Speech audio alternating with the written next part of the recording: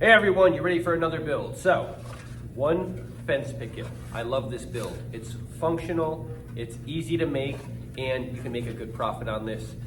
$3 fence picket. I've seen people sell these for $20, $30. I'm not gonna waste your time, let's just get started. All right, so this project starts over here at the miter saw. I'm taking, again, a single fence picket.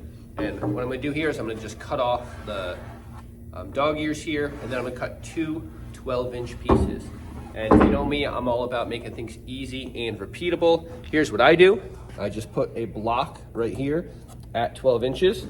So after I cut off the dog ear here, I will just slide it down and it's 12 inches. Make the cut, remove it. Slide it down again, 12 inches. Make it easy, make it repeatable. Let's make those cuts real quick.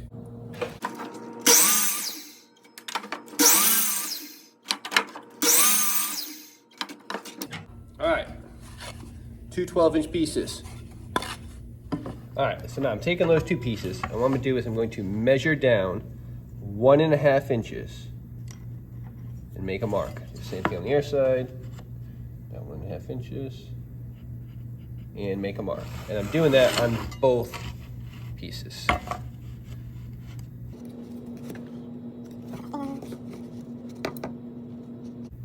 All right, so on both of these, I just came down from the top and marked 1.5. Now we're gonna head back over to the miter saw. All right, so I'm over here at the miter saw, and what I did is I set my saw to 30 degrees. So what I'm gonna do here is when I made those lines, remember it was 1.5 inches down from the top. So I'm gonna kind of flip it around this way because I want the way I want my angle to go here. So the saw is going to catch that mark, and then it's cutting down away this way. So I'll make the cut and make it a little clearer for you. And I'm doing both these pieces at the same time. So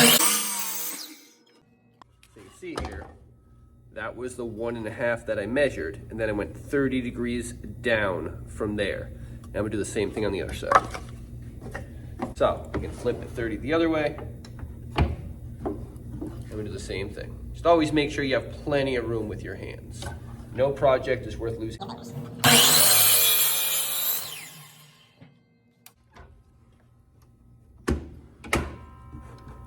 And we have two of these now. And since I cut them together, guess what? They match. All right, so now that my sides are cut, I need to cut the strips. So over to the table saw, these strips are gonna be 1.5 inches.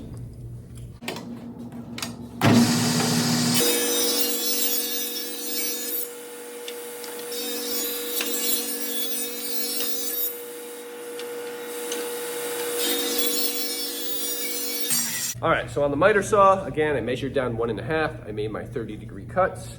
Boom, boom. Table saw, 3 sections that are 1.5 inches wide. And what that left me with was this leftover strip. Now, if you haven't yet, make sure you like and subscribe. I'm gonna save this for another project. I know the exact project I'm gonna use it for.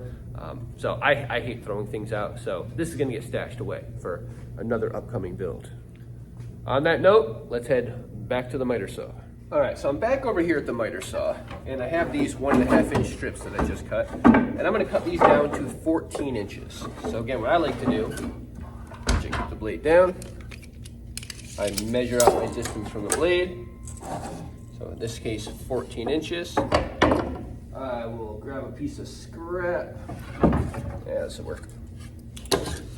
I'm just gonna make it so that ends at that 14-inch mark, right there. And I'm gonna clamp it in place. So, again, every piece I cut is gonna be the same. So, with that being done, I have my 3 strips. And again, these are pretty easy to cut all at once. So I'm just make sure they're all slid down, they're all nice and even.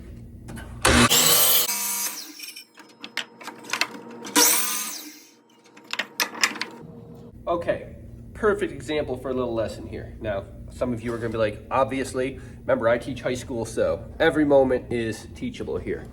So I come over here and I look at this. I do not have much room there to make this cut. So I have a few options.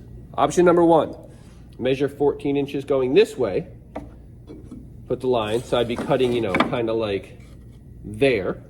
Nothing wrong with that. In fact, the easy way to do that would be just take one of these, put it on top of it, line it up, make the cut. Super simple, plenty of room for my fingers. Another option I use sometimes, go back up here, is hold the wood with my right hand, kind of make so you can see a little bit. Hold with my right hand, so I have plenty of room here, and then cut with my left hand. Perfectly safe option. What I don't want people to do, and again, I teach high school, so I see all this stuff, is for you to hold it with your left hand and cut with your right hand like this, because that's cross-body cutting.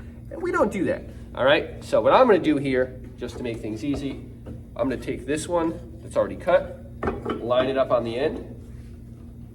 I'm gonna put the saw down to where I know it's gonna hit here. Slide, slide, slide until it hits. So right now the saw is hitting right there. And I'm just gonna make my cut. Plenty of room, fingers are safe. All right, so now I have all of this. Let's start building.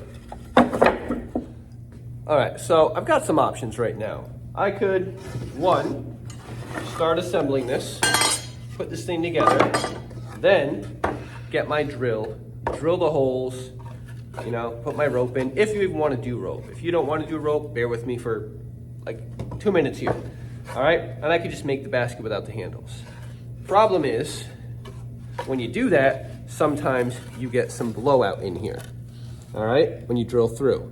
Now, not a big deal because my knot's there and it pulls through and it's hidden. So, I could drill these right now ahead of time, and you know that if you put some scrap wood on the back of something, when you drill it, you're less likely to get blowout. And I could also do these together to make them match, make sure the holes line up the same. So I'm gonna do it that way here. I'm gonna drill the holes first. All right, so like I said, I'm gonna drill the holes first here, and what I'm gonna do for my measurement is I'm gonna come over 1.5 inches and down 1 inch. So right there, that's my point. I'll do the same thing over here. Down 1 inch, over 1.5 inches. Goes it down the inch. And I'm not drawing all over this thing because I like to keep this natural cedar look on it. If you're gonna sand it, draw away, draw a cartoon character, whatever you need to do. Now, I have those 2 marks. I'm gonna drill these together so it makes sense to clamp them together. All right, so ignore where one of my students was cutting a piece of wood on here and the table saw also cut the table. We're not gonna talk about that right now. I'm gonna make sure these are lined up. I'm gonna clamp these not only together, but I'm clamping them down to the table. Now, as far as what drill bit to use here, it depends on what you're using for your rope. So I'm using a pretty large bit because I'm using a large diameter rope. The big thing here is to make sure that the diameter of the drill bit is a little bigger than the rope that you're using, all right? So this one will work nicely. You don't want it too big because the way I do these is I just tie a knot after I stick it through the hole, and that knot is what's gonna stop it. So you want big enough for the rope to fit through, but not so big that when you tie that knot, it can still pull through the handle. If that doesn't make some sense, you'll see what I'm saying here.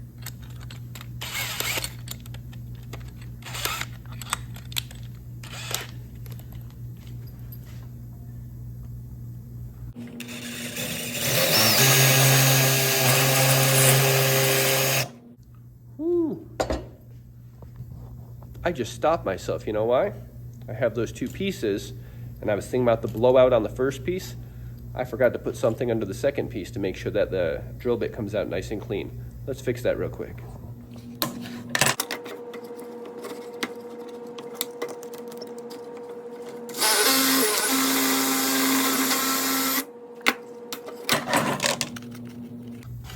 So, not too shabby there. Same thing on the other side. Flip it around.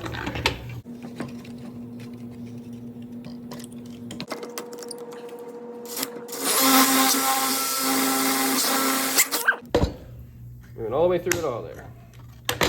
But, same thing. So, now we can start assembling. And some wood glue. All right, so this project is coming along. Again, we're working towards getting to this. So if you are liking this build, do me a favor, hit that subscribe button. Let's get back to work. So I've seen this done with screws. I don't think it's necessary. It's more likely that you're gonna end up splitting the wood. I just don't see a reason to do it. I've used these functionally in my garden with them just being nailed and glued, and I've had no issues with it. All right, so I'm gonna do here is this piece is going to line up right there. I'll put it right up against it. I'm just gonna pop it in nail.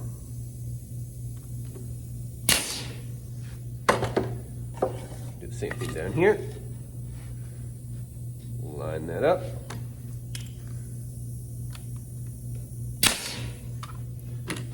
Spin around to the other side.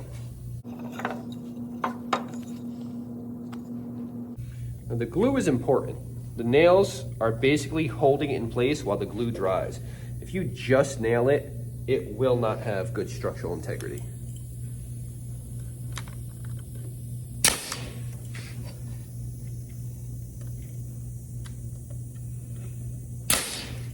All right, so right there, we have a nice base started. Now what I like to do is I'm gonna come up to the top here and I'm gonna put one on each end. So.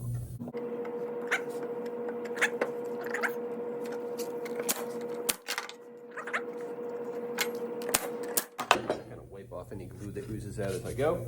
And now I'm gonna put one right in the middle of these two.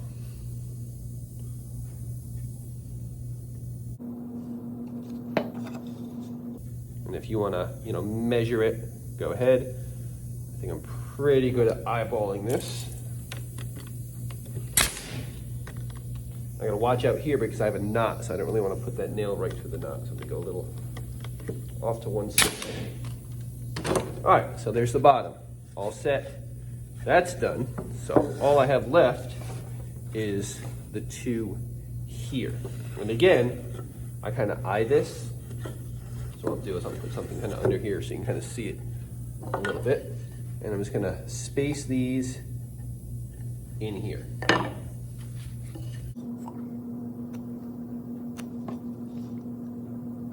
So I've probably got about 1/2 inch space between the end of that one and this one. That in.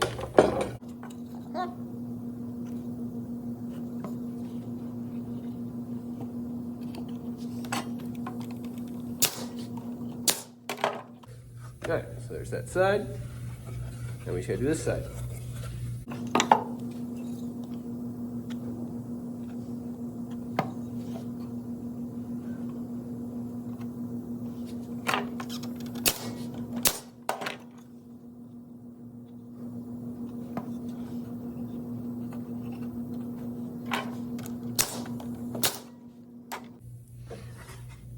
Boom. There you go. And if you really want a number, I mean, like I said, that spacing came out pretty good. It is, like I said, from the inside to the inside there, about 1/2 inch. About 1/2 inch spacing.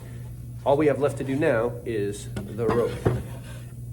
All right, so I have my rope here. Now, this is a 24-inch wide table, and that's basically what I use. So I'm gonna come down to my 24 inches. I'm gonna cut that. Now, obviously be careful doing this on the table. You don't want to get scratches on. And then what you can do, if you want to make sure they match, just put them end to end. You can always do it like this, just off the table also. All right, so I've got my two pieces. Now, the biggest pain in the butt is going to be this one that was a little bit loose because it's kind of unthreading. But what I'm going to do here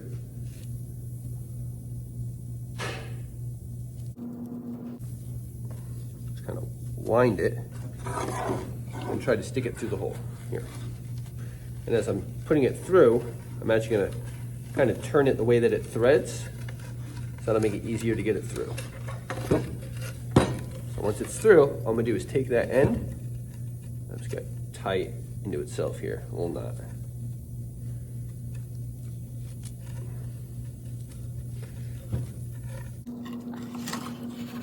So in there. Do the same thing on the other side. Again, if you spin it the way that it threads while you're putting it through, it makes it a lot easier. And again, just tie a little knot on the end. to that handle. And this one, I cut to the same size. I'll do the same thing. I'm gonna spin it as I feed it through. Basically making a loop, and then feeding the end through it, like a little nut. I kind of adjust it to make sure the knot stays close to the end, because I want to make sure my handles are long enough. Kind of hold it there, make sure it's solid. Same thing over here.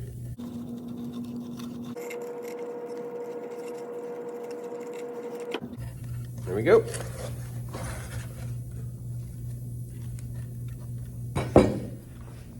All right, so there you have it. There's your basket. Hopefully I addressed everything. Anything you might run into as a question, hit me in the comments below. If you like this video and you want more, make sure you hit that like button, subscribe, and I'll see you in the next build.